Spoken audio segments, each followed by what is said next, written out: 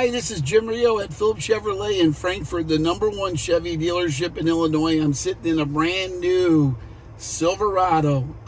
It's an LTZ. It's fully loaded. It's got a lot in here.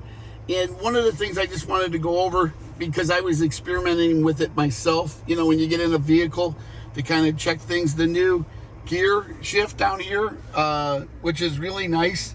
I was playing with it a little bit, and as I was doing that, you know, put my foot on the brake, I immediately, you know, wanted to move this thing and stuff like, you know, move it up or down, and it's staying in park. So let's say I want to put this in reverse. I'm going to hold, there's a little, on the side here, there's a little button. I'm going to push that in and go up. There we go. We're in reverse, okay? What it will do is, it will come down, whether I hold this or just pull it down. It will come into drive, okay?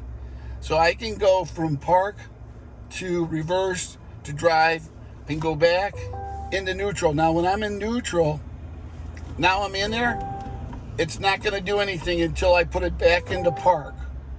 Once I get it into park, let's say I wanna get into the low gear, I'm gonna pull down and hit it again. So I'm gonna go back to park. So what I'm doing is I'm holding the button on the side, pull down to drive, and then hit it twice, pull it down twice, and it goes into the low gear. So if I move back up to neutral, now I'm in neutral, it's not doing anything. Even if I hold on the button on the side, you gotta go back to park. Locks into park, and then you can start operating that way. Once you get used to it, I think it's really nice. It's very convenient, it's right here. Just another you know, way that GM is just coming up with so many new things to make these vehicles so high tech. So if you have any questions, concerns, feel free to give me a call. I'm at 815-469-2323 and ask for Jim. Have a great day. Bye-bye.